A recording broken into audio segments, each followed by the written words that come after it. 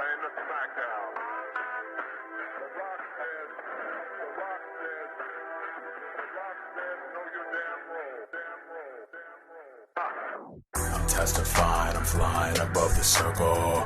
I got to find their watch as I plan to show you, and I climbed up the ladder. They don't know just what I'm holding. Electrifying, lifting you up and over again. They can't define us, an indestructible force to deal with. It never hurt us, there ain't no mercy out on the streets, but I'm with my brother. He tagged me and get somebody beat up. You can't even see us, but we put you up and over again. I'm testifying, I'm flying above the circle. I got to find their watch as I plan to show you, and I climbed up the ladder. They don't know just what I'm holding.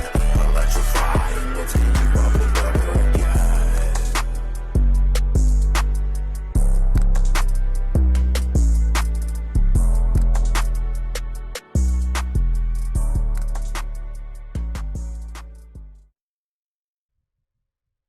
Welcome to the Up and Over Podcast, a professional wrestling podcast where a bunch of marks discuss pro wrestling, where everything's a work and our opinions don't even matter.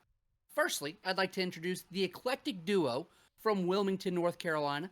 Firstly, Big Papa C, that's my man Cortland. What's up? And then I have the potential fourth man. It's me, Austin. But it'd be Dallas, not Austin. My man, Patty Mills. Hey, how's it going? Pat, I'm hoping you join us in Dallas, Texas for GCW's Collective, but that's a long story away. Obviously, we're missing one of the five, so I'd like to give a good shout-out to our coffee-chugging Cadillac cowboy himself, old Ethan. He said, you know what? We did PWG last week. I'm not here this week.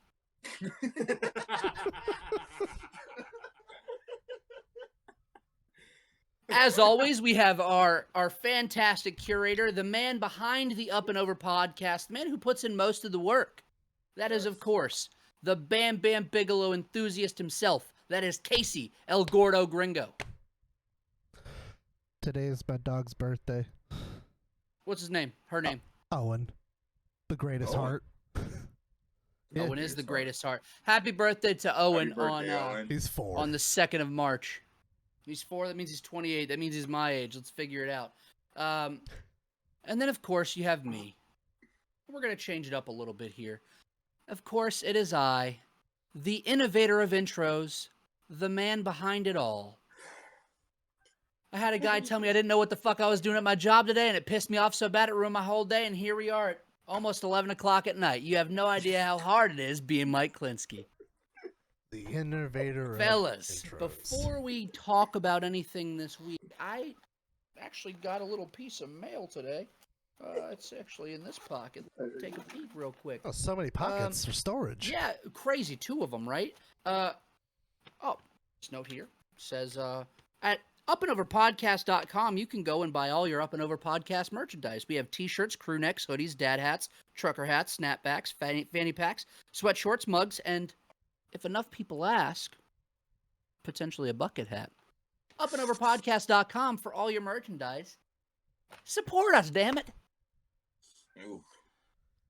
Today, we have ECW's HEATWAVE from 1998 on deck. That is from the Horror Arena in Dayton, Ohio, August 2nd, 1998. But before we get there, Cortland, we have a couple pieces of business to attend to from the current week of professional wrestling.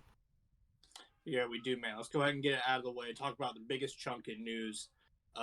Today being Wednesday, just about 11 p.m. Just a few hours ago, we found out on national television, on TBS of all places, that Tony Khan has purchased Ring of Honor.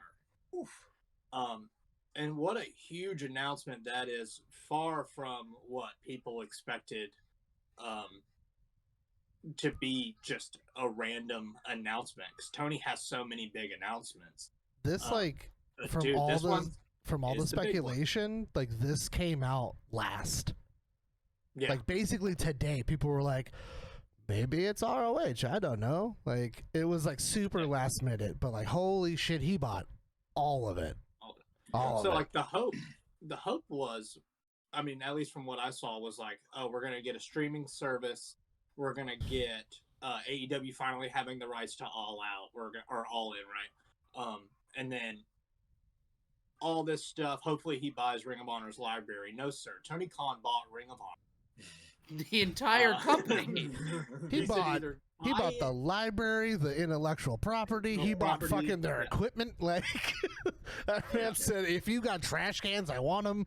I want all of it. Yeah. And I hope really cool things come from it. I'm glad that Ring of Honor is going to have selfless money given to that promotion.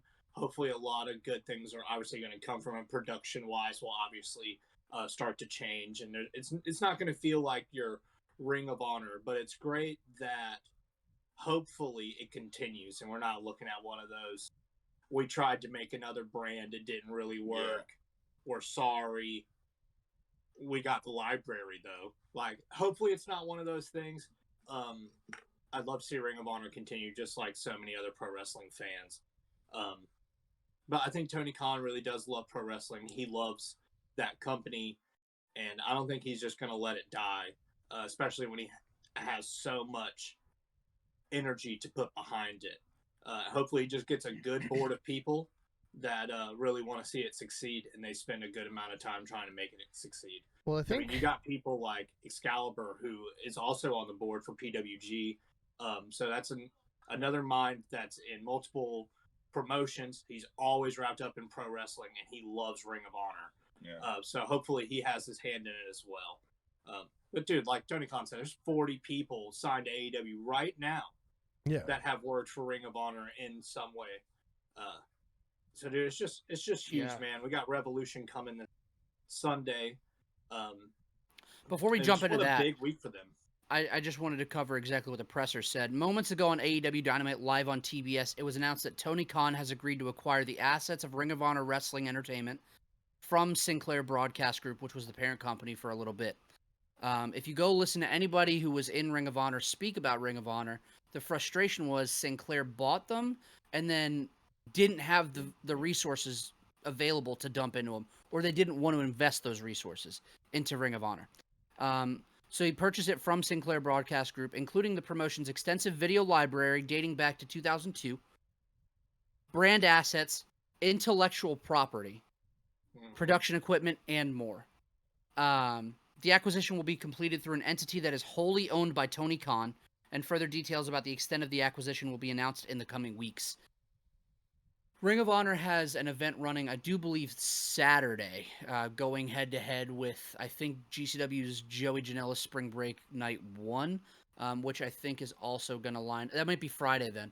I know that they're running over that weekend. They have Supercard of Honor in Dallas. So it'll be interesting to see if that's like their final goodbye, or if that's going to be like the start of the next era of Ring of Honor. But I would love for that to stay its own thing, Yeah. and AEW stay its own thing, and maybe just share talent. But I don't find it as a coincidence that Jonathan Gresham was in building for AEW last week. Yeah. Last week. Yeah. Literally. And then this comes out. You got to meet your champion. Got to meet his champion, bud. Hey. One of two. We talked about that in text message earlier. Oh, no, I talked about that with somebody else. Sorry. But, yeah, they were like, is Bandito your champ, or is John Gresham your champ? They're both kind of the champ, so hopefully Ring of Honor stays doing its thing. Cortland, you mentioned AEW Revolution this Sunday. We have it happening this Sunday on pay-per-view and on Fight TV, I do believe, internationally. March 6th, 2022, at the Edition Financial Arena in Orlando, Florida. The card is huge, fellas. It's a long card. We have a couple, looks like they're going to be your buy-ins. You have Hook versus QT Marshall, Layla Hirsch versus Chris Statlander. Then you jump into what looks to be the main card, which is Jade Cargill defending her AEW TBS championship against Ty Conti. You have the Andrade Hardy family office, which is Andrade El Idolo, Matt Hardy, and Isaiah Cassidy, with Jose the Assistant, versus Darby Allin, Sting, and Sammy Guevara in a six-man tornado tag team match. Jurassic Express, Jungle Boy, and Luchasaurus defending their championship titles against Red Dragon, Bobby Fish, and Kyle O'Reilly, and the Young Bucks, Matt and Nick Jackson. You have John Moxley taking on Bryan Danielson. You have Eddie Kingston versus Chris Jericho. You have the Face of the Revolution ladder match, which is a future TNT Championship match. Keith Lee versus Wardlow versus Powerhouse Hobbs versus Ricky Starks versus Orange Cassidy versus Ethan Page or Christian Cage versus TBD. So that Can could we be just cool. say, can I thank you, Tony Khan, for just being a person in This is existence in life. That's the only This thing is that they've been crazy. criticized with is how long their events go. But they're fun. They're So who going gives a long, shit? but look at how many matches you have slated. And you care about all of them. And I'm not There's done, not a match fellas. that I'm knocking at all. I'm not even done. We have Dr. Britt Baker defending her AEW Women's World Championship against Thunder Rosa. God We bless. have a fucking doozy on deck, especially after tonight's shenanigans. We have CM Punk taking on Maxwell Jacob Friedman in a dog collar match. And we have the perennial AEW World Champion, Hangman Adam Page, defending his throne against Adam Cole Bebe in your main event. Should be a really, really great night for wrestling. And it should be Paige a fun got time. the duct tape of doom tonight. He did. He definitely did. did. Goddamn It sucks duct that tape is so House strong. Of Black. Sucks that House of Black isn't represented on this pay-per-view, but I think that they're going to be in a very high spot by the next pay-per-view. Yes. I actually texted you, Cortland. We finally got a pre-tape promo from Buddy Matthews, and I just texted Cortland, all black Buddy Matthews, because he was just decked out in the House of Black gear. I was like, yes, he looked like $1 million. It was awesome. So good. He Such had, good he shit. had the pendant on. He just looked. He looked the part. He's fucking jacked. He's man. huge. Think about him making 205 pounds. Think about that. Yeah. Literally everyone, when they saw him debut, they were like, there ain't no fucking way. He was 205 and under. No Huge, way. man. He's huge. With all of that out of the way, is there anything else anybody wanted to tackle in the current week of professional wrestling? So it looks like we do have surprises coming with the Revolution. It seems like Tony Khan can never let us down with a big surprise. Do you think, piece of news, that Cesaro has been released from WWE? Do you think Not quite released. They just mutually parted ways. They didn't. parted ways. The contract expired, and that's it. So Claudio Castagnoli is officially a free agent and Free can agent. sign wherever. Wherever he wants right now at this very moment. Do you think that we could potentially get Claudio in AEW as soon as Revolution? Give me him as the TBD in the ladder match. Give me him winning it. Give me him winning the title. Put it on him. Let him run with it. I just want to have him swing Hobbs around. For an hour. Give me him swinging Hobbs, Wardlow, stack them on top of each other. Let's figure this shit out. Make it a fucking spectacle. Who cares? Just his fucking uppercutting everyone under the sun. Oh, God. Who put it in the group chat? Who put the John Cena uppercut in the group chat? Who did that? Corlin did. Yeah. I did. Dude, I didn't realize how hot Cena He got literally is Flappy Birding himself on the way back down to the ring. Well, because it's a combination of like he has the mutual respect to actually sell, but also like people don't understand how strong Cesaro / Claudio is. Pound for pound, the strongest guy. He's pound for pound the strongest guy in professional wrestling. Yeah.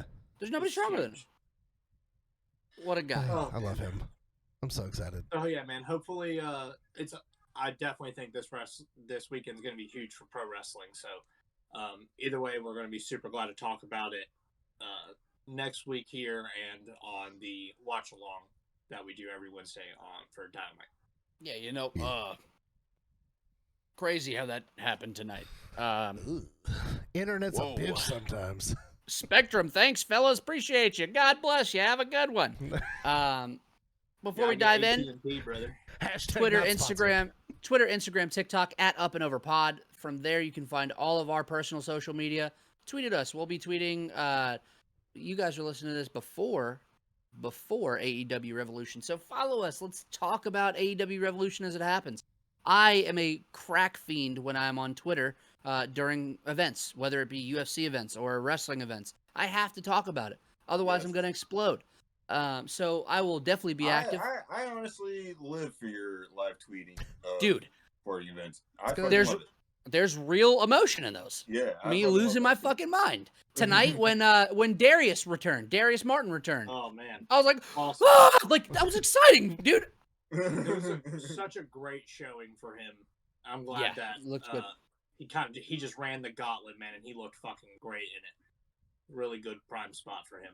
Yeah. Good stuff. Anything else that you guys wanted to add before we dive into this pay-per-view? Let's dive into Let's this. just dive in. Sounds great. ECW Heatwave from 1998, August 2nd, 1998, at the Hara Arena in Dayton, Ohio. 4,400 in attendance. Seems like Casey was there, judging by his shirt. If you're not watching this on YouTube, you're listening on Spotify or Apple Podcasts. I have a fucking great Heatwave 98 rip shirt. It's fucking great. I've good been stuff. waiting weeks to wear this shirt. It is lovely. It's definitely I shit lovely. you not. It's been sitting just like preserved, waiting for this episode. For this moment, Yeah, I for love this that. exact episode. It's great. I love that. If you don't see Casey, that means you are listening on Apple Podcasts or on Spotify. Leave a 5-star review. Tell your friends about us. We have Joey Styles welcoming us to ECW Heatwave, and he introduces his color commentator for the night, ECW Heavyweight Champion, the franchise, Shane Douglas. Douglas says that he's excited for tonight because Bam Bam Bigelow finally will get his hands on Taz. He says Bam Bam assured him, and Francine, that Taz was going to get put not through the ring, but through the goddamned floor. Then we have some bullshit titty talk between the three. Francine buries Styles' face in between her titties, and we get our video package. I just want to throw it out there. It's Bammers is what he calls him, which makes me laugh for some reason. He's like, Bammers insured me, and I'm like, why are you doing this to him? Giving him a cute little nickname before like one of his biggest matches. And then Francine has the most ECW fucking outfit.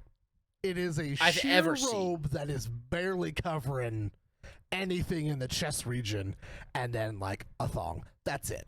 Yeah, What did And she wears say? it She the says whole night. she says something about his suit. They're talking Oh, about Yeah, his he suit. said something like, "Oh, you like my nice suit?" And she was like, "Yeah, but I'm sure it doesn't cost $6,000 like these."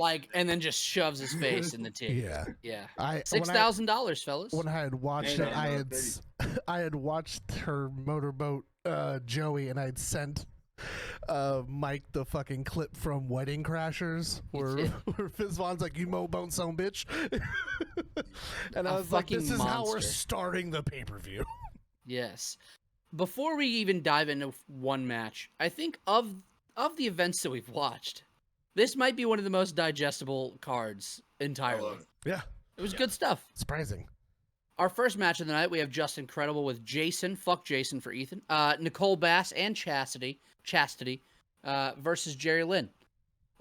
We have Joey Styles billing this as the conclusion of their summer series, and it is a winner-take-all scenario. I thought that was great. I enjoyed that. Credible's heel work throughout this match was great.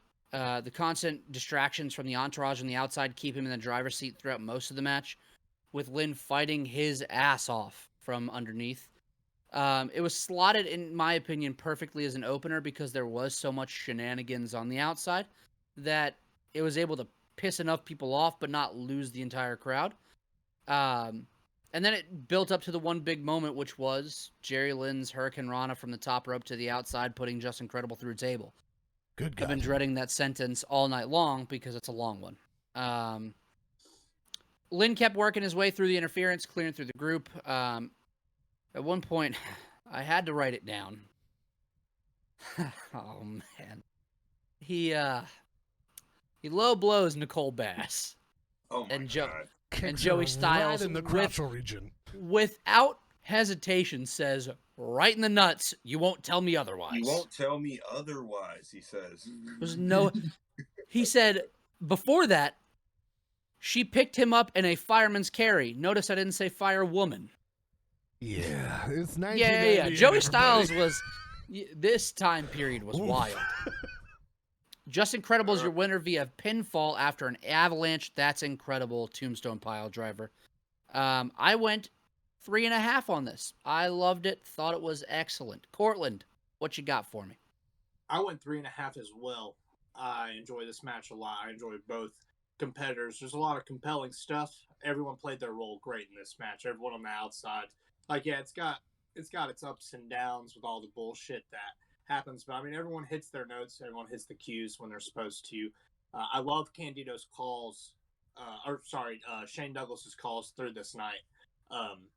It's fantastic. He doesn't say a whole lot, but when he does, it's the small input that matters.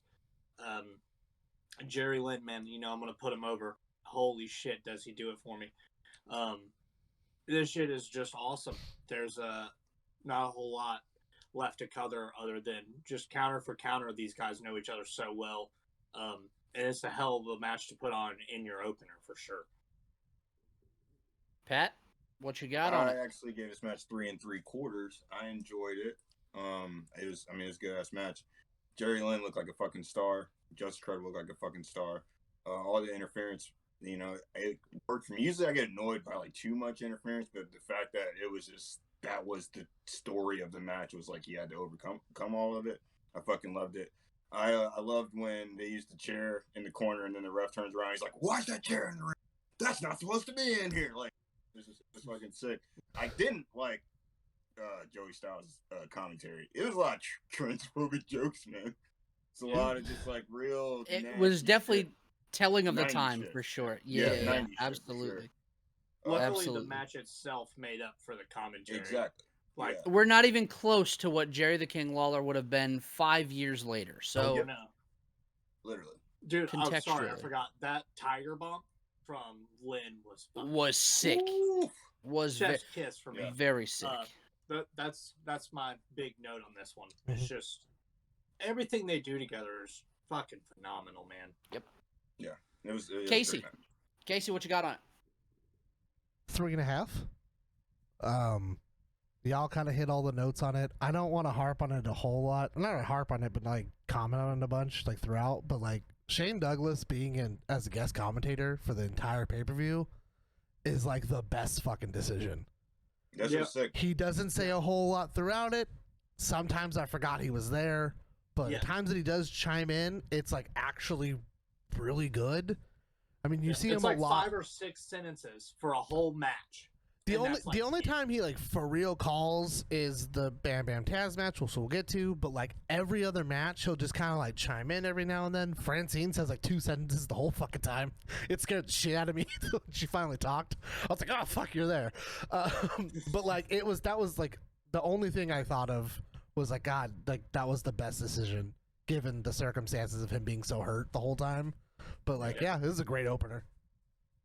It was good stuff. After that, we get a promo video for Chris Candido taking on Lance Storm immediately after. Storm double-crossed Candido, which I think looking back with 2022 eyes, you kind of expect from Lance Storm. But at this point, he was kind of like the white meat babyface guy of the group. And so it was cool to see him be the one that turned. Storm double-crossed him, and tonight he faces the music. So we get Lance Storm with Chris Candido, who comes out with a special guest. The newly released Sunny, a.k.a. Tammy Lynn Sitch. She comes out and the crowd goes fucking apeshit for it.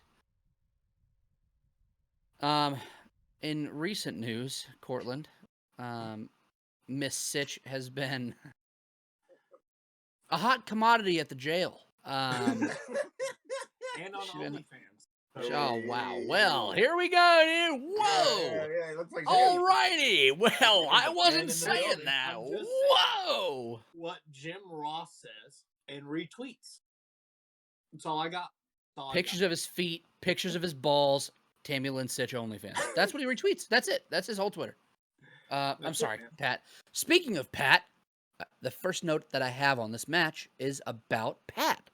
Quote from Joey Styles. Quote, Storm has developed quite a personality as of late. End quote. I wonder if Pat lost his mind at that comment like I did. My first note was baddie with a personality. Like a question mark. I was like, that's interesting. Because he was like, they can't shut this guy up now. And I'm like, fucking what? It's fucking awesome. It was awesome. It was really, really great. Speaking of awesome, this fucking match was awesome. Yes, There was it fucking was. there was a cartwheel kick from Storm early on that Candido like leapt into, and I was like, wow, that was fucking cool. Storm and Candido were determined to beat the absolute dog shit out of each other throughout this match, and they did just that, and the fans loved it. The commentary felt really important throughout this. That's one thing that I did note. Candido getting suplexed to the outside was fucking wild. I had wrote it. And- It was like a suplex, almost like a brain buster. It was the fucking Straight to the craziest, outside. because like his head almost Yeah, it hit was the scary. apron. It was fucking I wild. watched it. I watched that shit like 5 times, dude. I was like, how did Scary he not shit. die? Candido hits the blonde bombshell, which looked fucking wild, for the victory. I'll start with Casey, Oh, so you guys can recover down there. Casey, what you got? So I gave this 3.5 as well. I probably should have gone a little higher, but I'm gonna go with that. These two down here are killing me. Yeah, dude, there's so much on this that I wrote down that I'm just like, what the fuck was this match? It being the second on the card. There's fucking the back and forth leapfrogs off the rip to the spinning heel kick. There's the crossbody to the outside to Candido, or from Candido. There's the running tiger bomb. Like, there's so much shit in this. And then and then having it to where like you have like you're accidentally pulling down Tammy's top to like get the distraction. Like, it's like these two are great. Like, that's why I was kind of disappointed in how not stellar some of like the early on Candido matches were that we watched. Yeah. And I was like, you guys got to give it a second. Like, I promise. Yeah. Like, this is not what I was remembering either. And like, this is what I was remembering, was like, this was the caliber of shit. So I'm going to stick with my 3.5, but I probably should have gone higher. Pat, since you were just losing your mind, what you got for me? I went 4 stars on this match. I don't know if that's too high, but I don't really give a fuck. I loved it. Live it, dude. I rocked with this match, man. I know this happens, but I do love matches where like tag team partners wrestle each other, because it's just like watching two people that are so comfortable with each other in the ring. Like, there wasn't a missed spot really in the match. Like, it was just, I mean, it was almost flawless. There's just, I'm not big on fucking, this is going to sound sexist, but I'm not big on valet work, like, really at all. It's kind of unnecessary. I get it, though. You're trying to sell pay-per-view seats. You got 2 technical wrestlers on a violent event. You want to, put some women in there, you know what I mean? But, like, the match didn't need it, in my opinion. Didn't really need any interferences. They kind of wrestled a pretty sick-ass match in their own. But, yeah, that's really all I got to add. Yeah. I love it. Cortland. I went 4 stars as well. That's probably biased, just because I fucking love Lance Storm. I love Chris Candido's work in this match. And like Pat touched on, both of these matches are not exactly your blood and guts ECW, what a lot of the fans that are here for.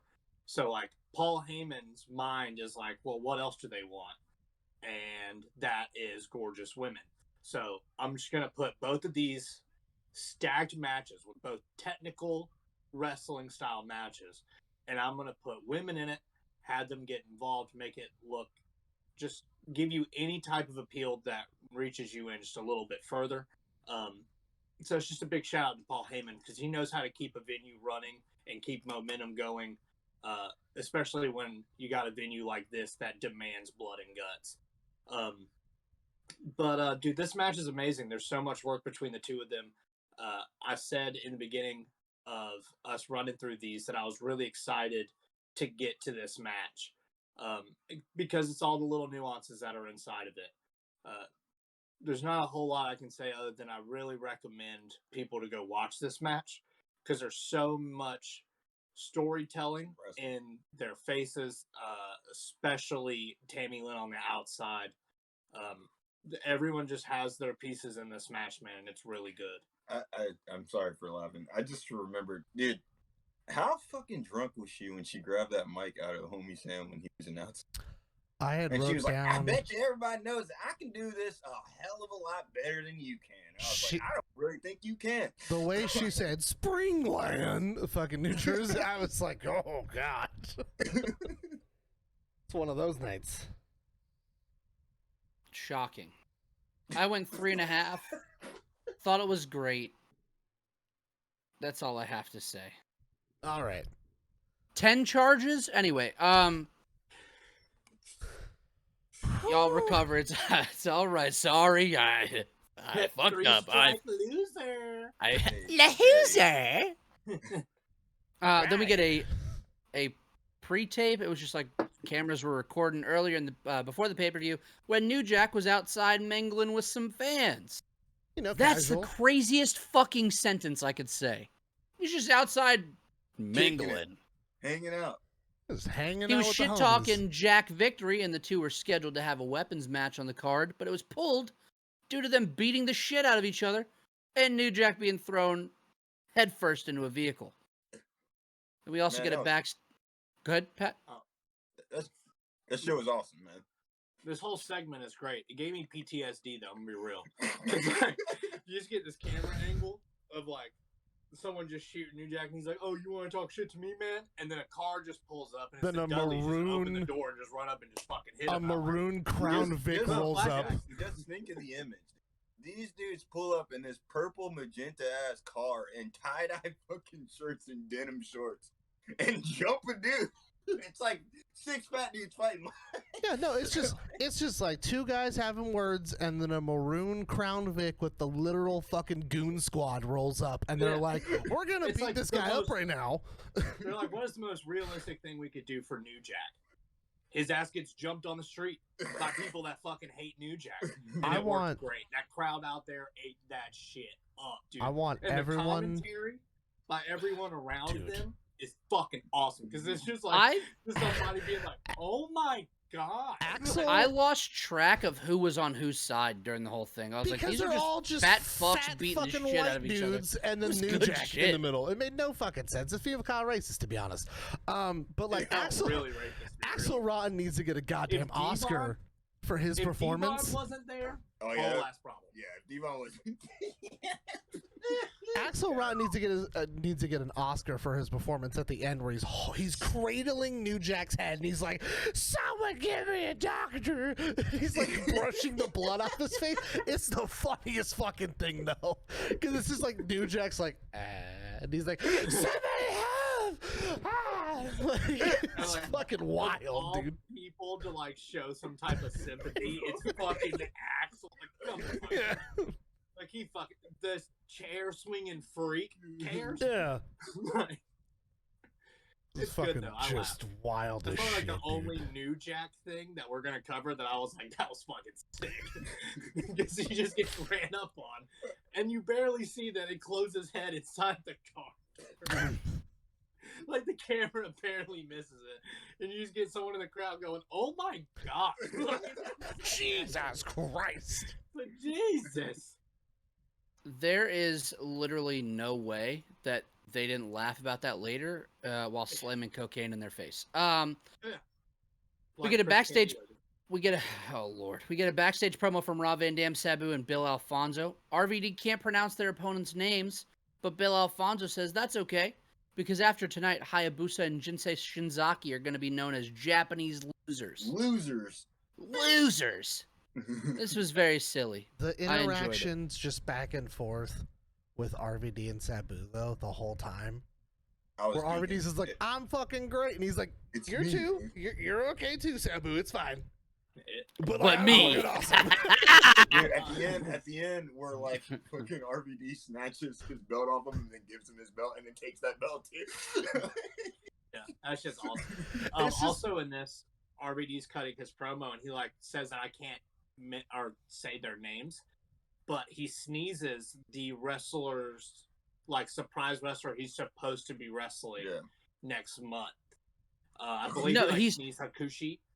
Hakushi is Jinsei Shinzaki. Yeah. Oh, that's right. Yeah, so So like, he sneezes it, and then like Bill looks at him like, "What the fuck are you doing, man?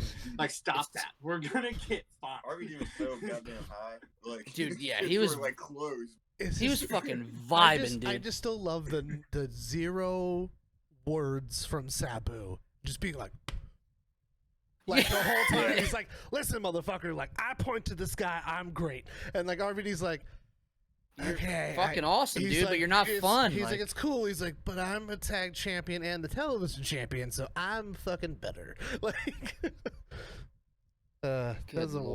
wild. I love that interaction between them because it goes on for way too long.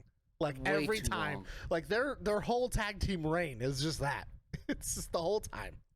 Yeah, it's literally just them arguing constantly.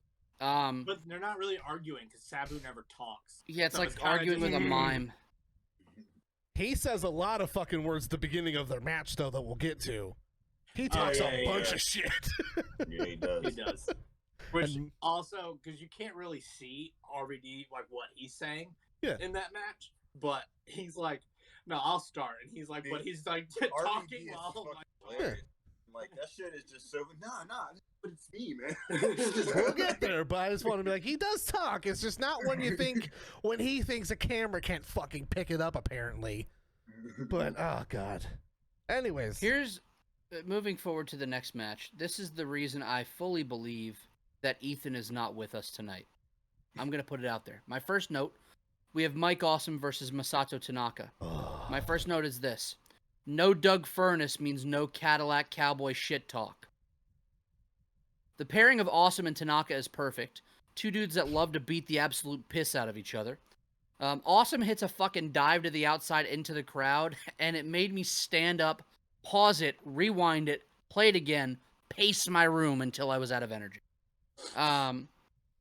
There's an Awesome Bomb, near fall, Alabama Slam, Awesome Splash stretch, and what the fuck? It was great. I'm pretty sure Mike Awesome tried caving in Masato Tanaka's head with some of the chair shots in the final stretch of this match. Oh my Because God. some of them made me physically cringe. Tanaka. when he drops the chair on the ground, and you can see where like the mat is obviously flat. Tan- But, like you can see the waves Ugh. inside the chair, so it's like the one at the top is the last hit, but at this like bottom right corner is the first one, and you can see the progression of Tanaka- how hard he's fucking hitting him. my Tanaka man. no sells two unprotected chair shots to the The fucking second head. one, he was wobbly from. He drops to a knee. He gets right the fuck back up though, and he takes that third one, and it warps around his fucking head, and he drops. And I was like, he did. Like he died. There's no more Tanaka now. Like he fucking his head got crushed in. Holy It's fuck. fine, because he gives a receipt in the form of a fucking power bomb to the outside. Okay. Holy I had no idea Okay. that this was in that match. I had no idea that this was even a spot they did. Okay. It it's was happened- so scary. It happens every time they wrestle. In Japan it happens, in ECW it happens, wherever they wrestle.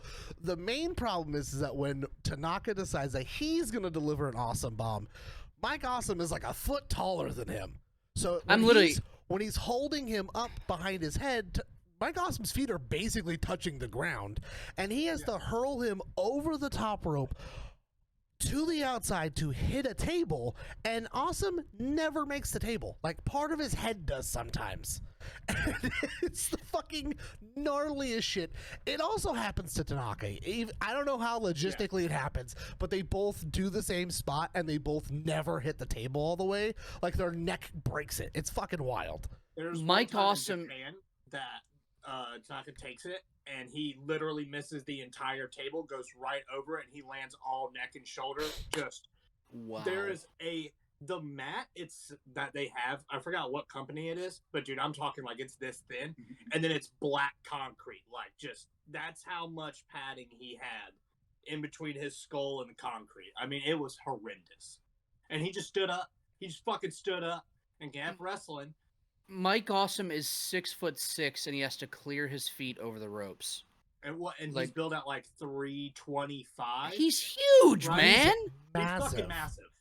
He's a And very once again, big guy. he's 6'6", and I think Tanaka's 6 foot at best, if that. He's 5'11". He's 5'11". So yeah, he's got some height on him, and he has to hurl this big man. Oh, it's so fucking ludicrous that they fucking up to this point have been fighting each other for 4 fucking years, and they're both still alive, and they continue to fight after this.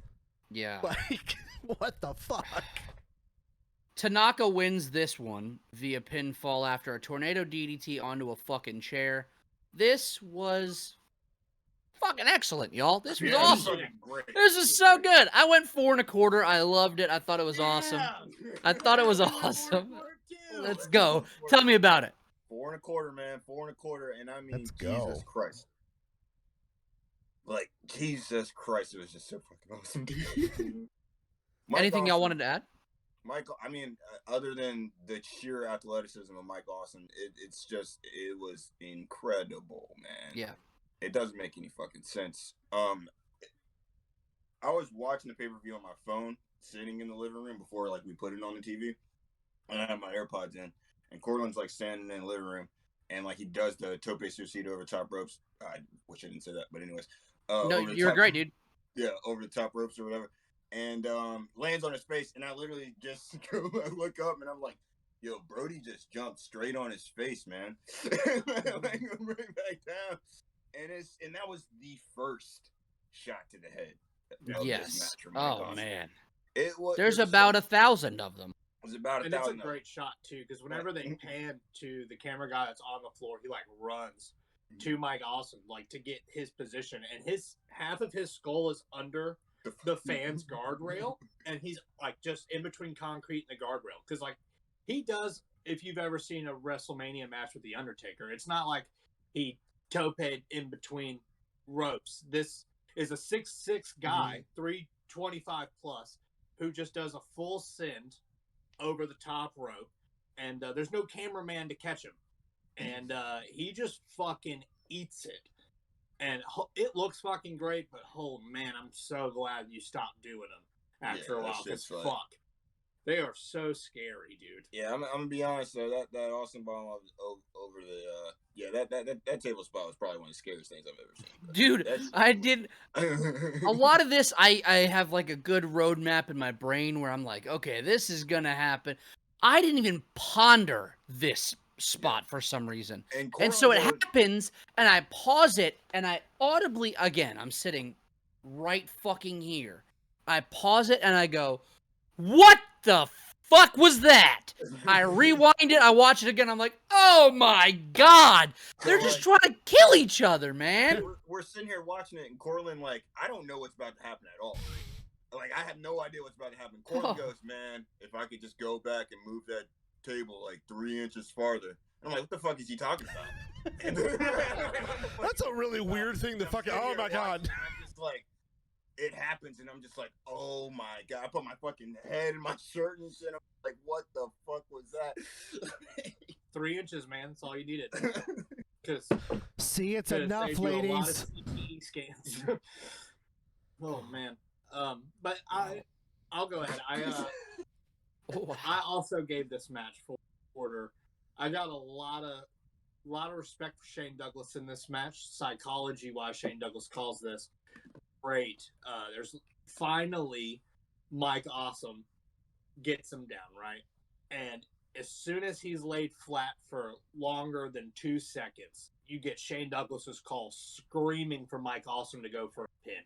He's like, what are you doing? He's finally down. You finally got him down. Go for the pin. Instead, you got Mike Awesome running out of the ring, grabbing a table, and Shane Douglas is so mad. He's like, what are you doing, you big idiot? Pin him. And it's such a great call. It popped me big. These guys beat the shit out of each other this whole time, this whole feud, their careers with each other. You can tell that they genuinely don't like each other. But it does not change the fact that they do business every single time. And at the end, you got to imagine that both of them are like, fuck, there's no one else I'd rather beat me up than that guy that will take the equal amount of bullshit that I'll throw at them. The table spots are scary in this match. Chair spots are scary. This is my favorite match on the card. It's probably my favorite Mike Awesome match. I've watched this match over and over again for years. It's like this whole pay-per-view. This is probably my favorite ECW pay-per-view as well. I believe whenever they did this, it got like a 98% thumbs up or some shit. So this is a very high praise pay-per-view, and this is an extremely high praise match for me. I love both of these guys here. I think Mike Awesome is the key to holding this crowd in attention to this pay-per-view, because there's multiple times in this pay-per-view where it feels like people are slipping away, but them coming out here and just fucking tearing it up brings everybody back. This match is a glue holding this pay-per-view together to me. So not enough high praise for Mike Awesome, because in this match, dude, he was nothing short of a fucking awesome. I love it. Casey, what you got for me? I just wanted to just reiterate that the last ECW pay-per-view we did was WrestlePalooza, and it's probably one of the worst fucking pay-per-views ever. And then this is what they follow it with. So I feel like a bunch of people had no idea what the fuck was gonna happen. I wanted to throw it out that this starts with just a standard collar and elbow. Tanaka goes for a shoulder block attempt. Yeah. Awesome no-sells it. Oh, wow. Oh. Notice. Hi. I get through the Doug Furnace conversation, and here he is. Ethan, if you turn this on, we're recording right now, big bud. Oh yeah. We're in the middle of this right now, sir. You know what? The world can hear me right now, can't they? Yeah. Yeah. You're If you fucking had up to my give- video a little I know- bit, but yeah, sure. I know that you haven't seen this pay-per-view, but if you had to rate Mike Awesome versus Masato Tanaka from this Heatwave 98, what would you give it? 4 1/4.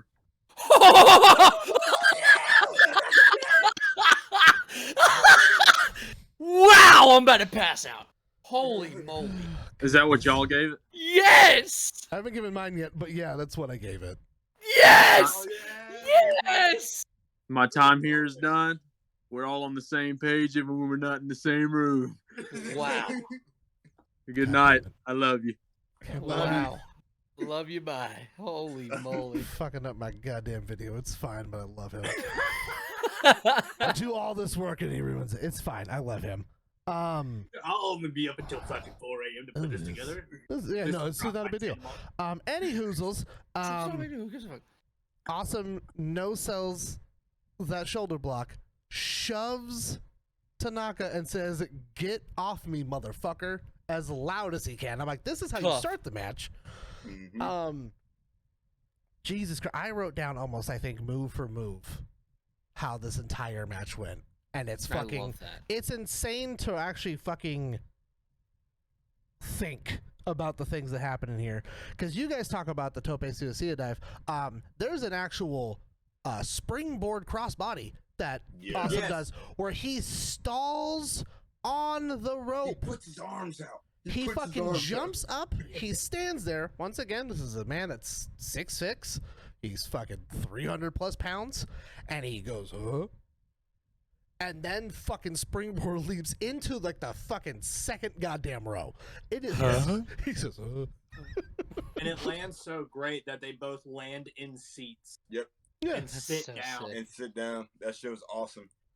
But yeah, It's I fucking mean, great, 'cause they both just take a breath like, shit, let's that fucking worked. I mean, I've talked about it to all of you. This is my favorite wrestling feud ever.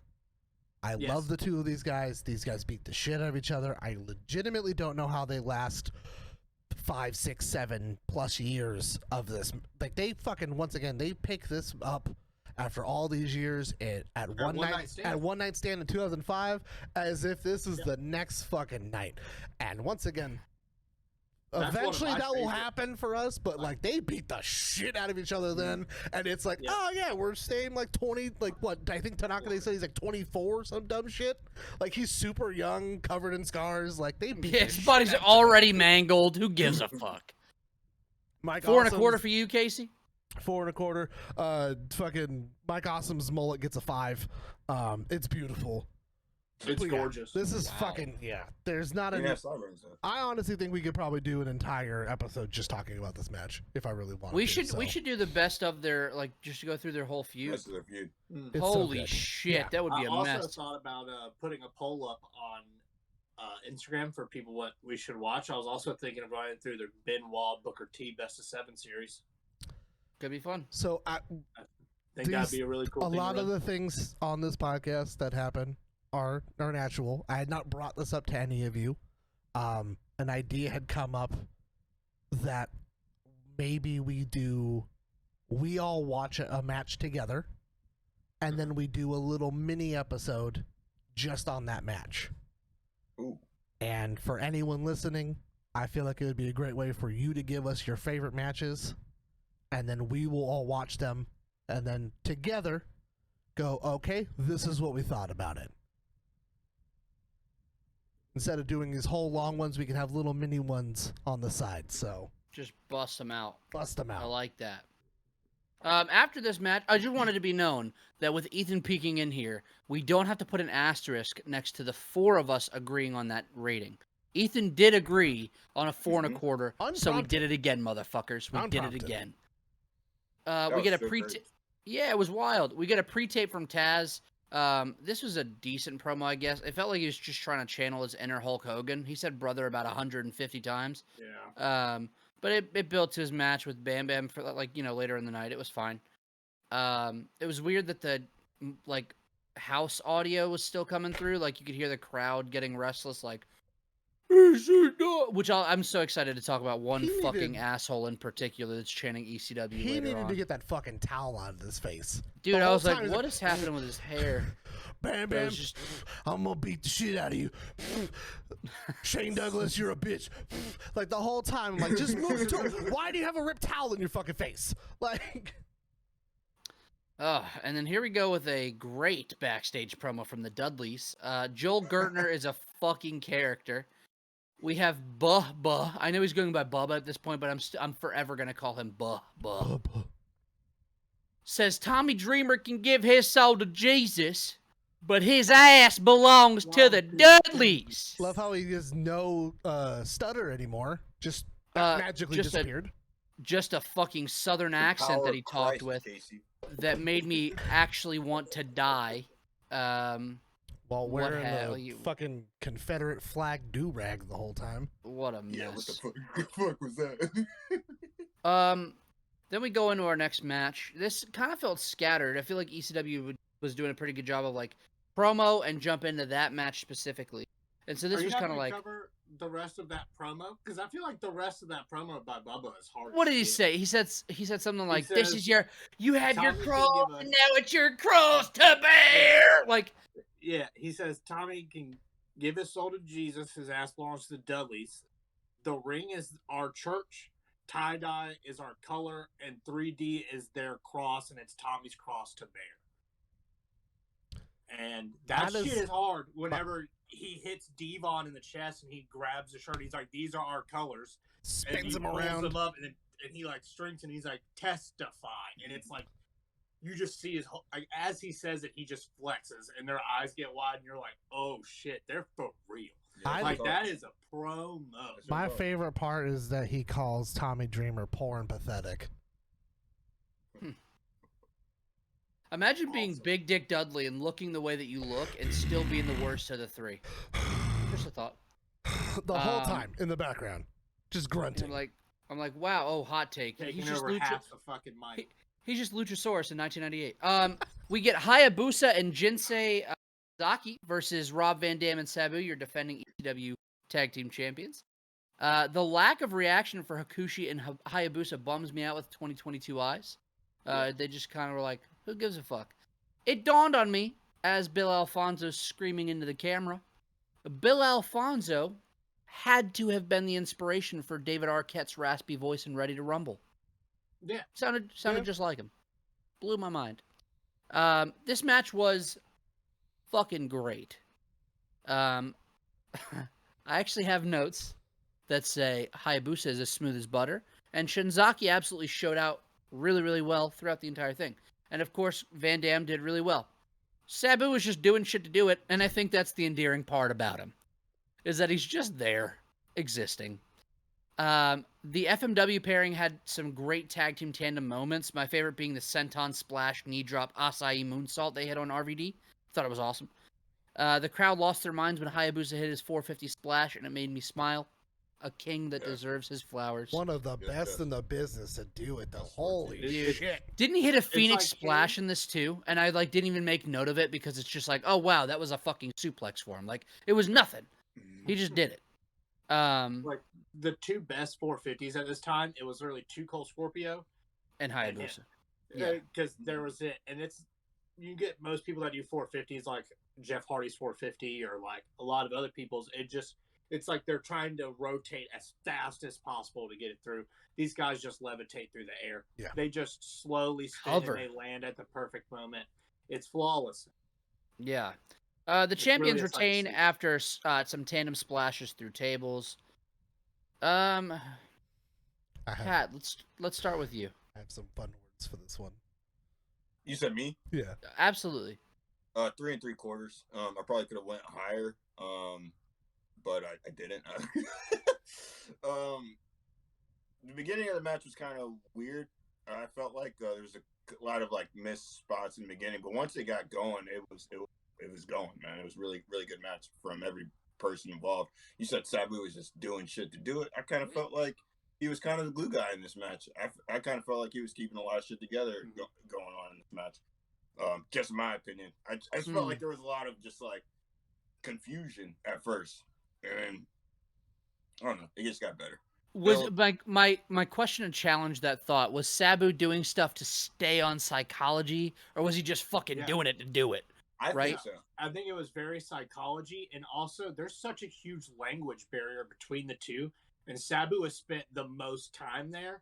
So I feel like whenever, even in the beginning, like how we were talking about earlier, how RVD and Sabu were just yelling at each other, I feel like half that's like, I can fucking do this. I have done this, and you were just gonna try to do some flippy shit that he's not gonna understand. Yeah, because it's like And we're they, gonna when get they fucking finally weird. get to it, there's like a really like a couple of missed time spots. They get a "you fucked up" chant because Yeah. it seems like Early they're on that. It's like the Yeah, but it's like that the shit's third hilarious. move. Dude, RVD's Because- reaction to the "you fucked up" Because they're like, you fucked up, and RVD points at him, and he's like, he fucked up. I didn't fuck up. And I was like, dude, Jesus. But it's like they like got on a weird footing, and I think at some point Sabu was like, "Fucking listen, I know how to me, do this." Because match then it's doesn't like, really start until Sabu Sabu gets is in in this match, and then it's like, all right, now this pinfall matters, this save matters. It feels like Sabu knows where to be in this match. yeah, For the first time, it felt like this is a match that Sabu is calling, and it's super surprising. so especially weird to since- hear. It's a tag match where they're actually on the apron in ECW. It blew my fucking mind, dude. Sorry, go ahead. Sorry. No, I wasn't gonna say anything. Oh. I literally wasn't gonna say anything. Okay. Did you have anything well, that you wanted to add to your review, Pat? Your 3 3/4. Anything that we missed, that I missed?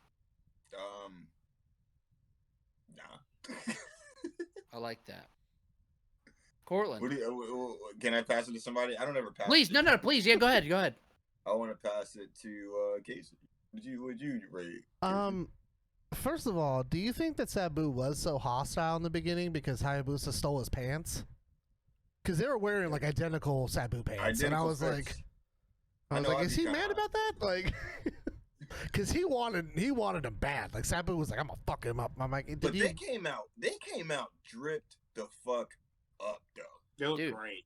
Yeah, it was awesome. Shinzaki had a fucking cane or a staff and shit. It was fucking wild. A staff and a big ass white hat. I was like, oh man, Hayabusa had his fucking robe Fuck on. I was yeah, like, God dude.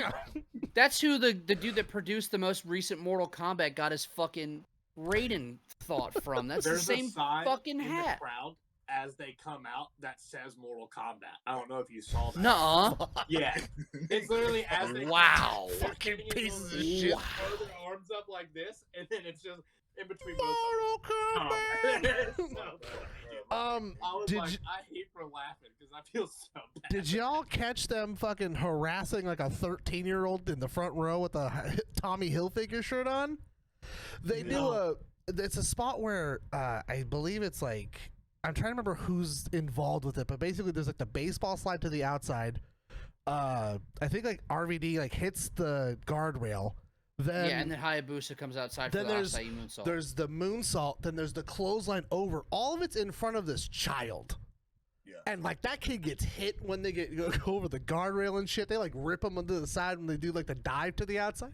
It's the funniest fucking shit because this is like kind of chubbier little like teenage he's kid wearing with wearing, a like, the Tommy big Hill, face Tommy. yeah, the big old school Tommy Hilfiger logo, and I'm just like that and kid he does is a not part know. of that show. That He's a kid, part of the show, man. Let him live.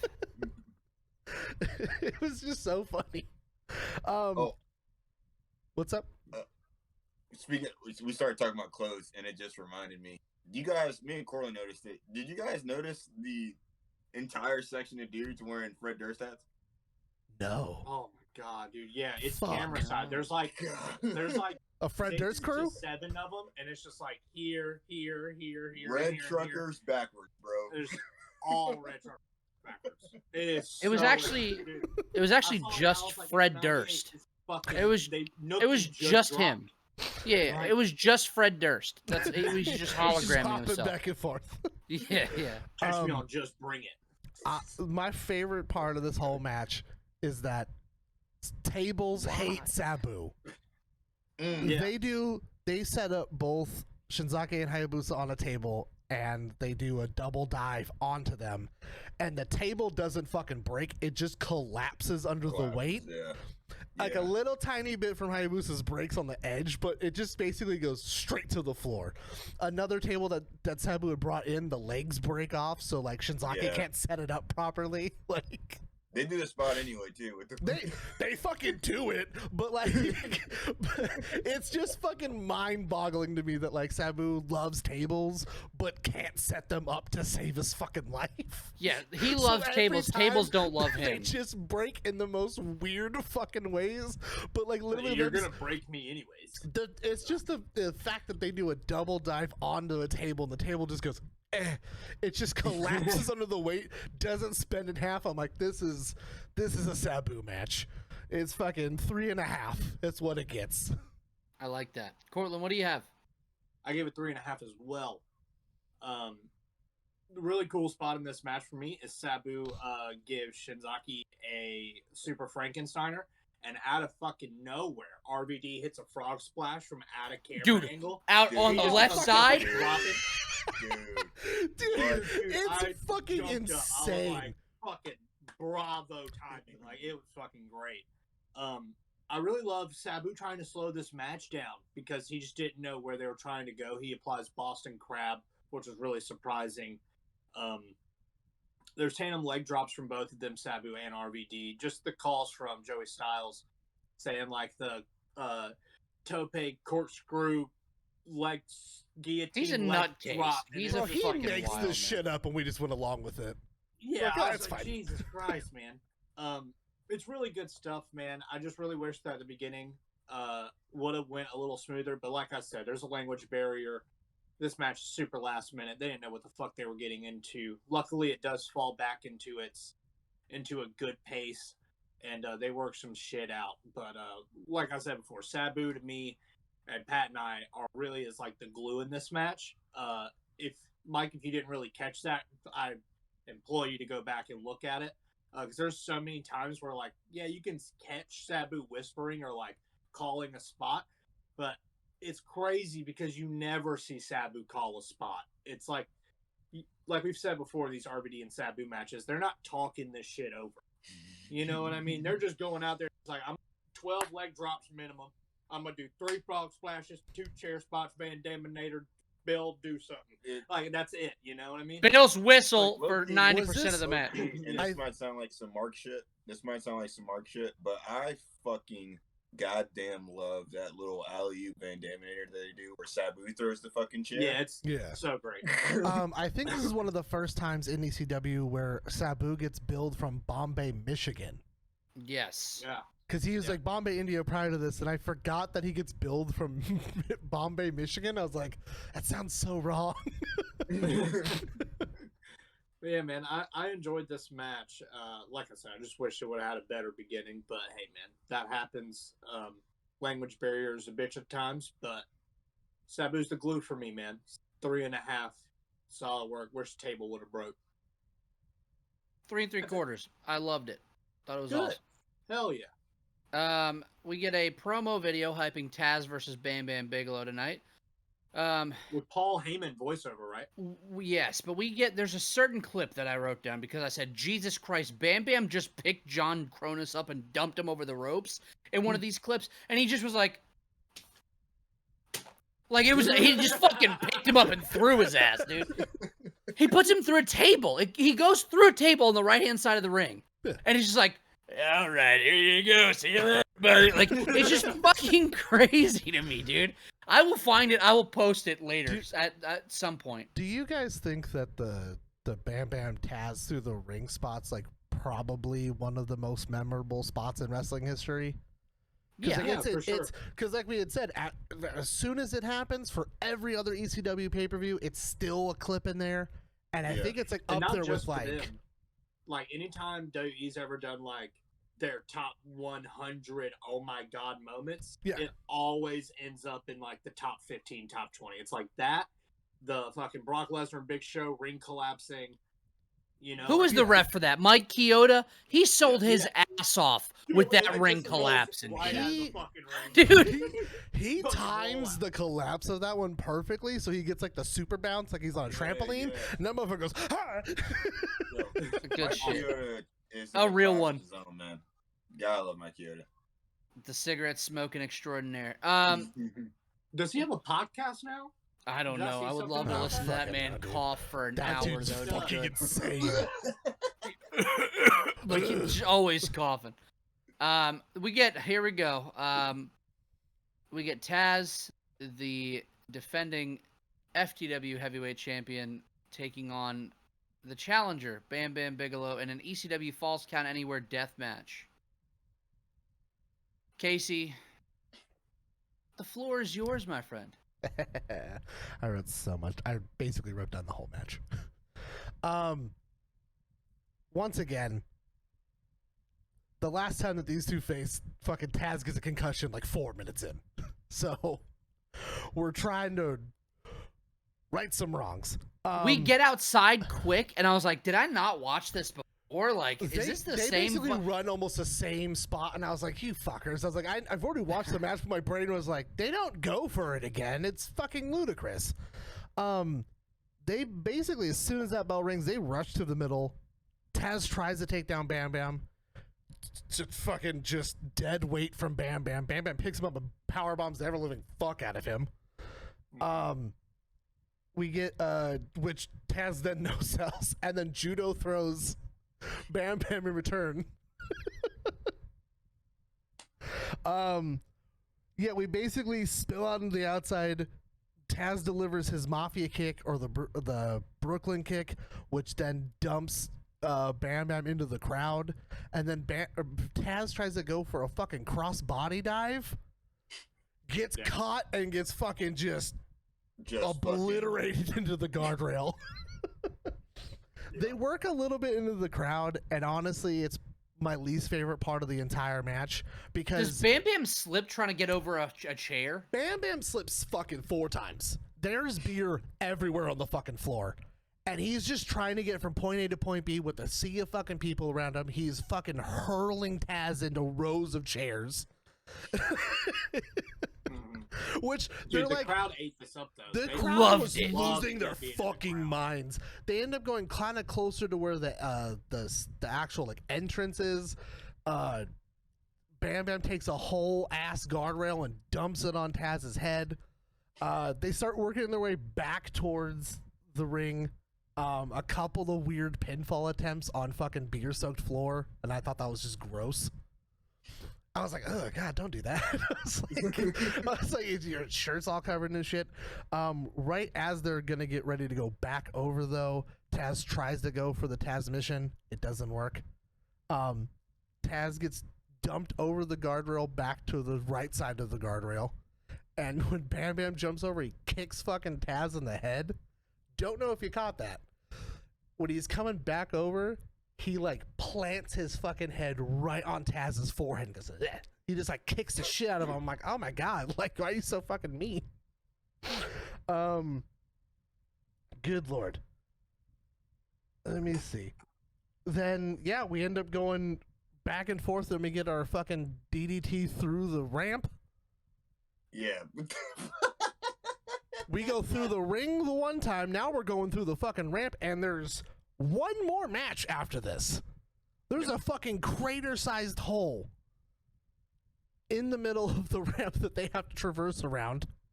Taz ends up picking the win, which I'm going to agree with Shane. Bam Bam was trying to reach for the ropes. He never tapped. I give this fucking 4 3/4. I love that. I love it. I love it. Who are you passing it off to, bud?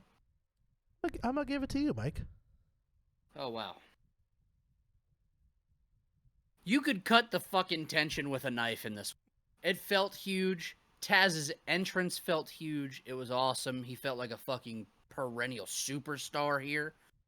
The crowd was fucking raucous as shit as soon as they spilled to the outside. I'm really upset that you didn't... There's so much, dude. There's a moment where Taz, I don't know what they were even going for, but Taz just ends up breaking a table with his fucking face.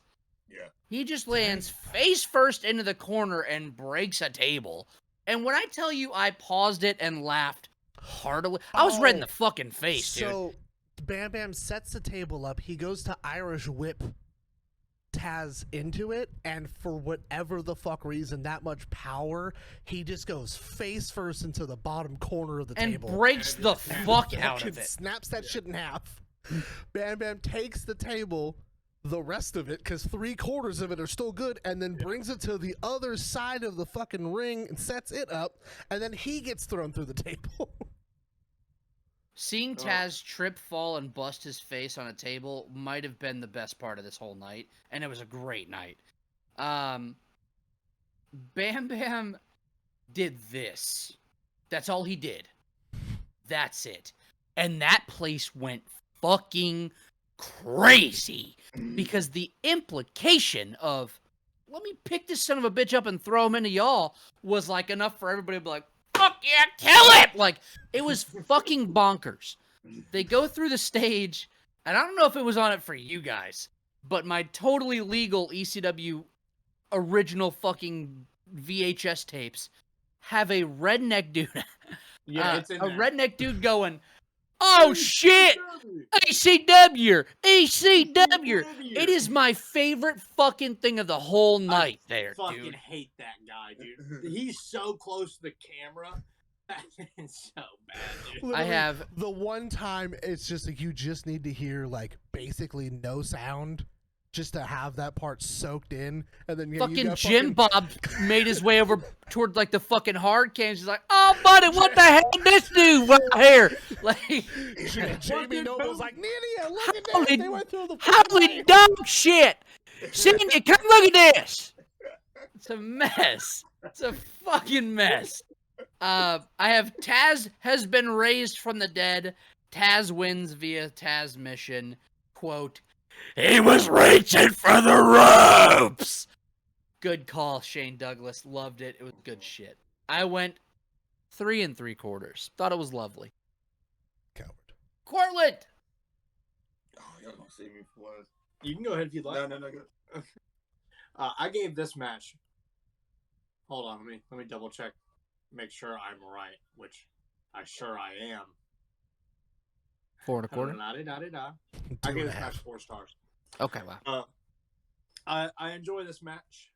It kind of does feel like they're just picking up where they left off, for like spots that they weren't able to do in the last match due to Taz's concussion early in that match. But they do beat the shit out of each other, and they do love beating each other up. Shane Douglas's call through this match is fantastic to me.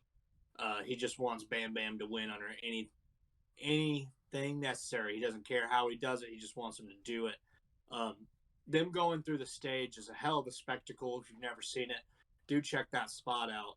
And I love that they're selling Bam Bam getting up first, because in a tornado DDT, Taz giving the tornado DDT going through a stage, he would be under the weight of Bam Bam. So it only makes sense for Bam Bam to get up first. However, we get Taz coming out, no selling, him being crushed to death in between Bam Bam and the stage. And he just gets up, stands up, runs right at Bam Bam, and puts him in the Taz mission, Kaja Hajime. And he just falls over, and it does look like that Bam Bam is reaching for those ropes. But that damn referee called it for a submission, So which is a bummer. there's a part, and I implore you guys to watch just the end again. is when Bam Bam's leaving. I don't know if he got like severely hurt or not, but they rush out to Bam Bam's side and they put a towel like on his like face and eye area, and like 3 people like escort him out fucking immediately. And like I've never really found anything to like say otherwise. I don't know if they're just like he's kind of bleeding and like he's wanted to get out to give Taz his moment, but like it's a really weird fucking scene. You just gotta ignore Shane losing his fucking mind in the background though, because he is fucking losing it at this point. But it's a really weird moment because he's like kind of clutching his face with like a towel, and like they just get him the fuck out of there. Yeah, Shane definitely breaks character at one point. When as soon as they go through the stage, he's like, "Holy shit!" And it takes it like everyone's just silent. You got the whole crowd's chanting ECW and "Holy shit" and all this good stuff.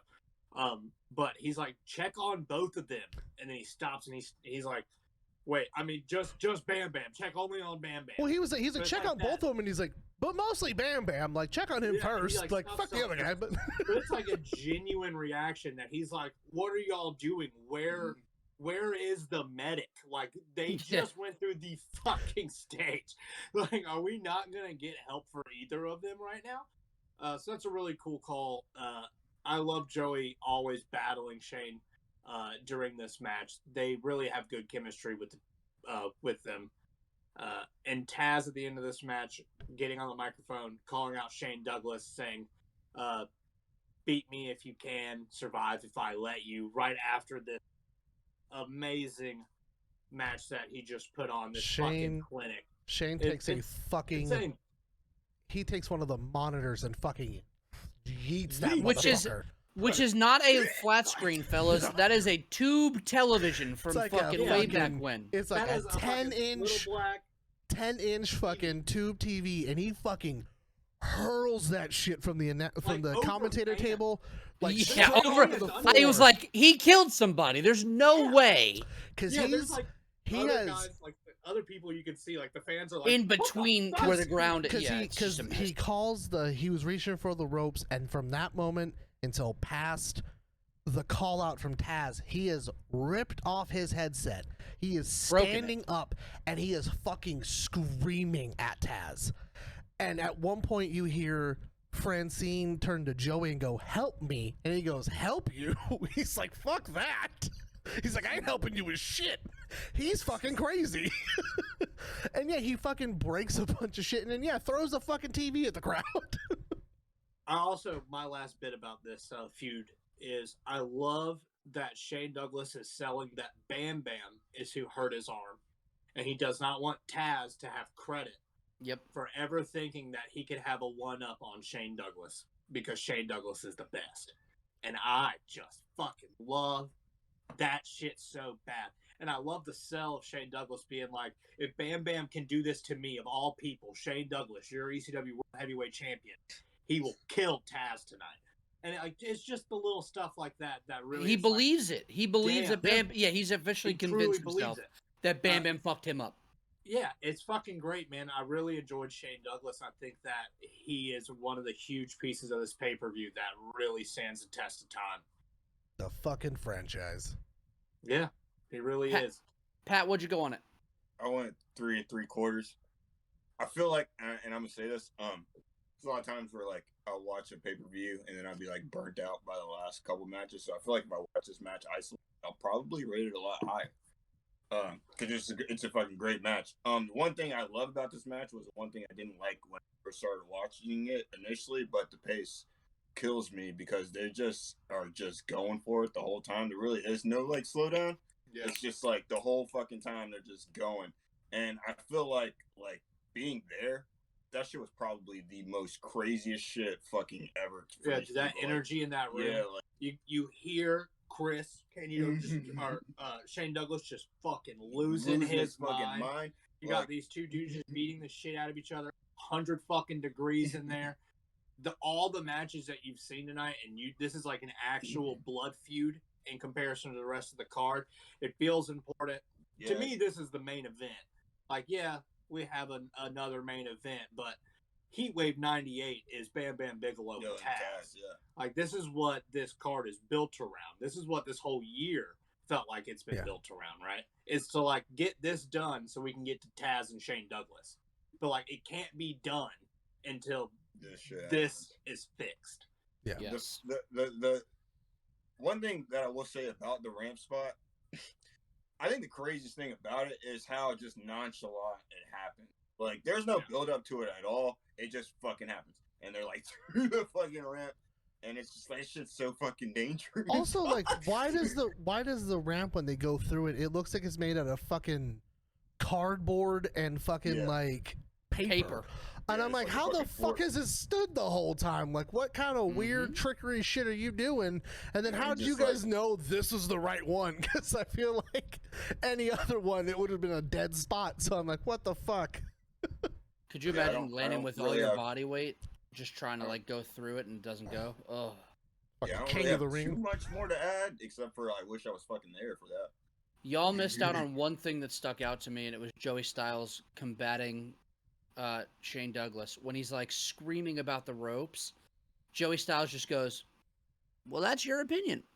It was such a fucking funny comment, dude. It's such a funny comment. He's just like, he was reaching for the ropes. Because you And know Joey just Joey's goes- like he takes seven Yeah, steps he's like- away from the table, and he's like, that's all you, buddy. I don't know. That's your opinion, I guess. Like, it was such a funny comment, dude. Made me laugh so hard. Yeah, the monitor, he launched the shit out of it, and I'm glad that you said something about those fans. I was like, he just threw that into people. Like, he just launched that Well, bitch 'cause the into There's people. crowd- fans under him, and then there's fans that are like stacked up on like a little That's higher so platform. Yeah, because they And all these guys on the turn because he's platform are freaking the looking fuck down out. at those people like, are y'all fucking okay? Like, Jesus Christ, that was scary. That's just like, Yeah. It's an angry man. lets you know what type of man you're dealing with. Dudes are Dude. jacked. Like, these dudes are fucking We jacked, bro. After that, we get Joey Styles cutting a promo, I guess, on the Dudleys. It boiled down to how can he remain impartial in the next contest? The Dudleys make him sick to his god-damned stomach. The Dudleys come out at no music and has to cut a promo, of course. Sign guy Dudley has a sign that says "Real Sunday Night Heat," and that's so sick. Yeah. Loved it. Says that he, Devon, and Big Dick are the three toughest men in professional wrestling, and that they challenge anyone in the WWF, anyone in the WCW, and anyone in the ECW locker room as well. Bro, they got some heat. Then you get Mark's Fear Bubba on a sign from Sign Guy Dudley. And you get a small glimpse of the Bubba crowd shit talk that would almost start a fucking riot in the next year. Where he's like, he said something like, "Too bad I was fucking your mom last night." Dude, and I it was like, so random too. He's like cutting a normal promo, and then he just stops, and he's like, "Hey, I fucked your mother last time." And It's just like, so sick. He's like, "Hey, you fat fuck, you're gonna need that crutch if you come in here." Like, he just starts on people at a going fucking in. like that dude's like by the entrance, and he's like, "Fuck you, fat guy," and he's like, "What did I do?" He's like, Exactly. "My name's What you Dan. gonna I've do, just been here, fat bud." boy? I'm It's coming like, back from the Bubba, bathroom. You are literally bigger than that kid, and you're like, "What's you gonna do, fat boy?" It's like, come on, man. God. Oh You're sure wow. bigger. You ready for the Gertner promo? Man, this nigga Joel. Just read it, Casey, because I don't even have it written down. Is it hot? My in notes here? are almost done. My notes are like right This here. is They're about about all I to- got to. Is it hot in here or is it just me? Well. Dayton, Ohio. Amazing where people can live these days. It is I, the man your mother warned you about, the man that makes your panties moist, and the only man that matters. Hotter than a heat wave, harder than Chinese algebra, the quintessential stud muffin, myself, Joel. I always leave them sore, yet they keep coming back for more. Gertner. Yeah, that shit's rough. Can I just say something? When I died before he even finished. When he said Dayton, Ohio, it's amazing where people can live nowadays. That shit fucking killed me. Because it's like such a fucking jab, But it's it's a like, good city heat, dude. You but want it's like- easy fucking it's heat. like, Man. it's not even like Right this there. city sucks. He's just like amazing where people can live. Like, like it's. It's one of those like, You chose to live here? yeah. Fuck. Oh wow. He's a guy that doesn't even need to get that city heat, yet he does it all the time. On purpose. Mhm. Yeah. Dude, it's good shit, man. You get the Dudleys, which is Devon and Big Dick Dudley with Joel Gertner, Sign Guy Dudley, and Jeff Jones versus Tommy Dreamer, the Sandman, and Little Spike Dudley. I'm gonna read you the notes that I have. This is all that I have. This wasn't the worst match, or this was the worst match on the card, but it still wasn't bad, especially considering what we've watched on this podcast before. Poor Spike, man. He got the absolute living piss beaten out of him constantly, and this was no different. Cortland, if you have notes, that's all I got. That's where it ends. This match is just what it is, man. It's a Tommy Dreamer 6-man tag match. You get a whole bunch of just dumb spots, bunch of dumb shit. Make sure I go through the crowd. Make sure I get some type of sympathy. 3 nut shots. You know, same old fucking hang my nuts on a guardrail, hit me and close. Crotch me on a guardrail. Have Spike dive off of a ladder and Um, right on all y'all. That was the I coolest will spot of the say whole match. The best part about this entire match is Spike drinking beer and Joel being like, he can't drink that much. He's gonna be fucked up. And then like they cut to fucking Spike and he's like with his fucking beer in his hand with this weird cocked face. Like other than that, it was fucking dog shit. I do have a bit of this written down for like the actual spots towards this match, so I'll just read for what I have. Dreamer gets hit with a driving senton from Bubba. However, Spike gives Ray an acid drop on the ladder. Opens door for Dreamer's team. One by one, they put each Dudley in the tree of woe. Even Gertner meets his fate by the referee. It's like a drop Tom kick with a chair, Finnegan. right? Yep, drop kick with a chair. I love Joey Styles' call here. He says that poor bastard John Finnegan. I mean, I just love that he always calls him a bastard because he always is put in these ridiculous 6-man matches that like there's never a tag, there's no fucking rules, and it's like that poor bastard. He's got to go. He's through the just worst of exhausted. shit. Like, he just gets There's beat so up all the much going on. time for nothing. So I really love that call. Jeff Jones does a pile driver on a blow up doll that makes Tommy Dreamer mad, and he does Because one it of looks his own. like fucking Beulah McGillicuddy. It's Yeah. probably because it looked like a flight attendant. Yo. Sorry. Yo. Yo. Big Dick Dudley stops the nonsense. He drops Tommy on the ladder with total penetration, is what the move is called. Dick Wow. also tosses Spike Flight through a attendants table. and total penetration. Holy fuck. Dick also tosses Spike through a table when Spike attempts an acid drop that looked wild. Why Sandman, do you throw him to that table like that, bro? I don't know, dude. Sandman takes Dick out with a cane, but Bubba answers with a chair. Bubba Ray continues with a splash, but he misses the one for the ladder. And Dreamer capitalizes with a DDT on the ladder for the 3. At the end of the match, they set up 3 ladders, different sizes, and they stand on them. New Jack comes out, does his typical hit you with every single item I have in this trash can. I'm a piece of It shit. kind of fit Yeah, perfectly yeah, at the end of yeah. this. It almost fit perfectly at the end of this, though. It had to, but like you knew it was coming. You had the run in the parking lot. They needed help in the end. There's too many Dudleys. There's the sign guy. There's fucking Jeff Jones. Dude, there's just so much. New Jack did exactly what he should. It's your gimmick Y'all fest. motherfuckers jumped me in the fucking parking lot. Cortland, I'm how gonna does- come how up does there it- and fucking kill you? How does it feel knowing that in Ohio in 1998, what the people wanted was New Jack to finish off the pay-per-view? That sounds like some Dayton, Ohio shit. Honestly, It sounds like Ohio as fuck. Like Really imagine fucking being like, nuts. imagine being Paul Heyman now and looking and being like, where should I have put this? Dayton, Ohio. That's the fucking place. That's not a thing, man. Who the fuck's gonna like it? I I gave this match 2.5 stars. Probably should have gone lower.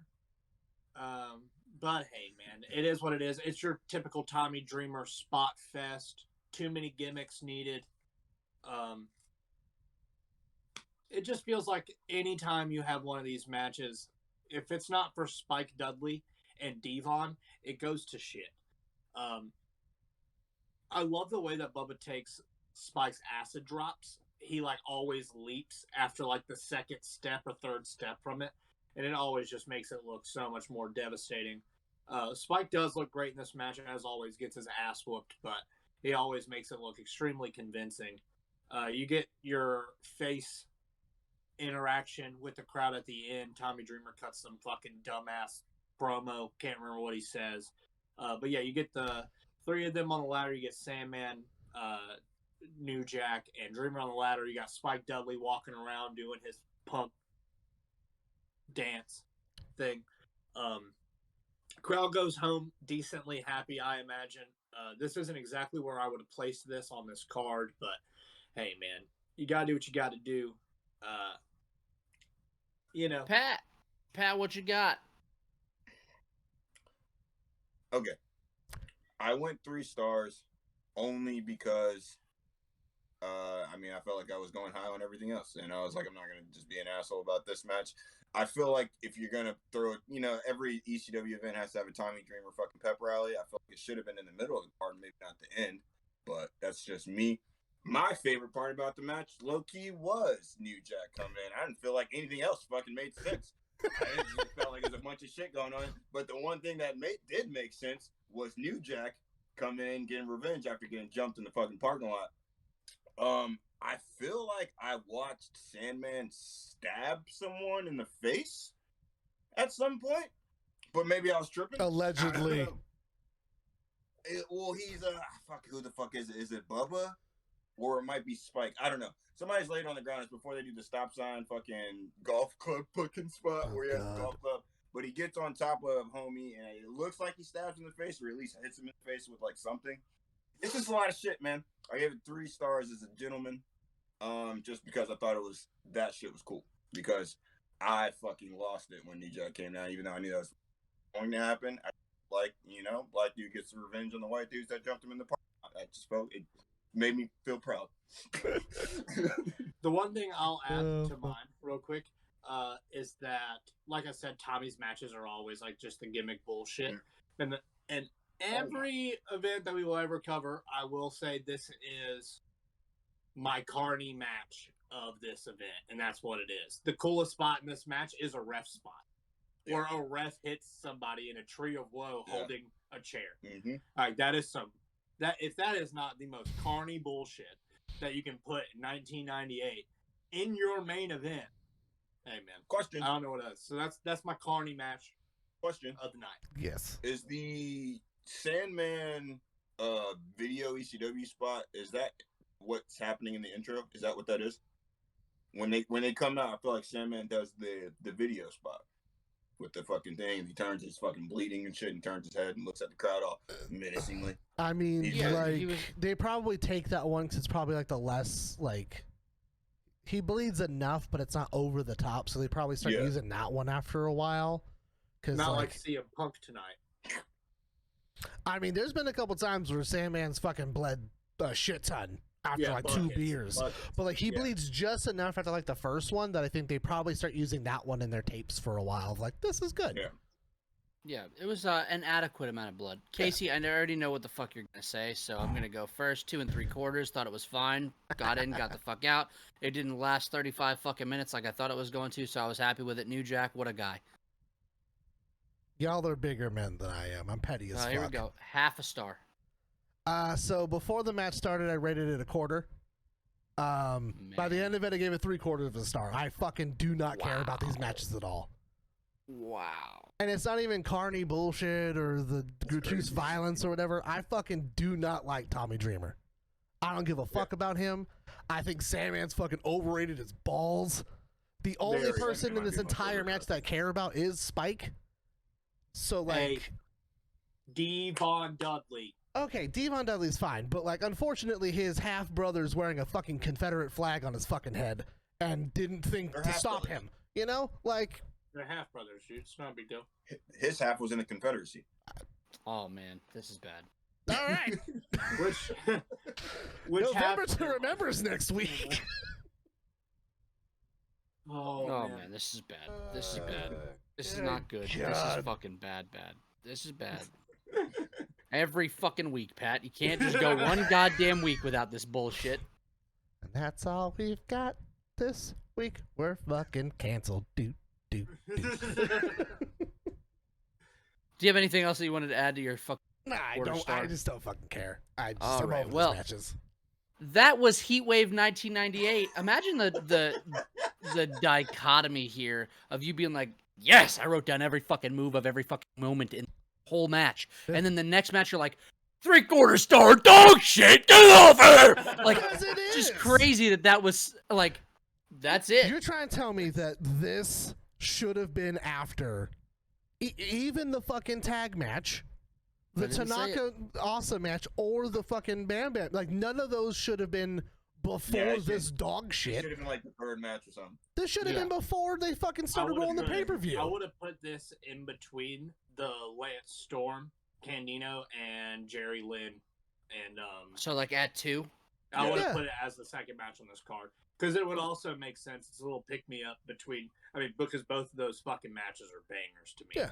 So put them in between those, give them a breather. They probably would have gotten a bigger pop out of the crowd if you would have been able to separate your two technical sound matches for this card. Yeah. But like, dude, overall, this card is fucking I still great. can't get over New Jack getting jumped in. It's one of the funniest things in the world because he Hey, literally is we like, can do "We shit can do right this now. shit right camera spins and you just hear fucking tires and then doors open and he's like shit. Oh, and fuck. he just covers up and gets jumped. It's the funniest fucking thing. He's like, oh, you motherfuckers. He just covers up and gets jumped. Yeah. No, this doesn't deserve its flowers, Mike. I'm sorry. I can't justify this fucking match anymore. Okay, well. Well, what's on the docket for next week? Well, boys? goddamn, if y'all would fucking stop talking about Tommy Dreamer for a fucking minute, I would do it. Hey, you brought Next- it up.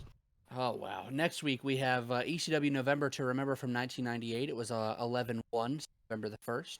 From New Orleans, Louisiana, we have Supernova and the Blue Meanie taking on Danny Doring and Roadkill. Are we at this point yet? We already we get- Roadkill?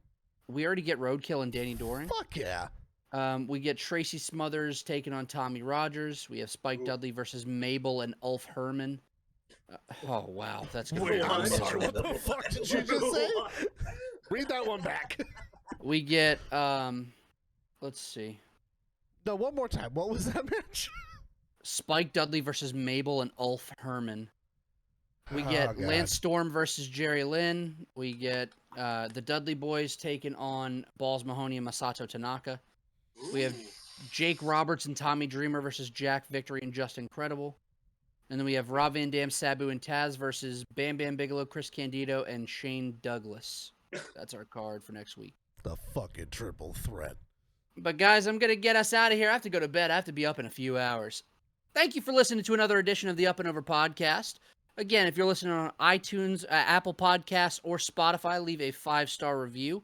If you're listening on YouTube, down below, there's a subscribe button and a like button. Make sure you hit those. Tell your friends about it.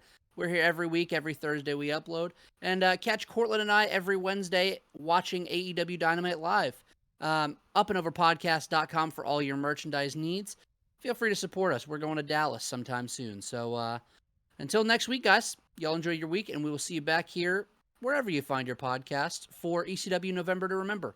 Take care.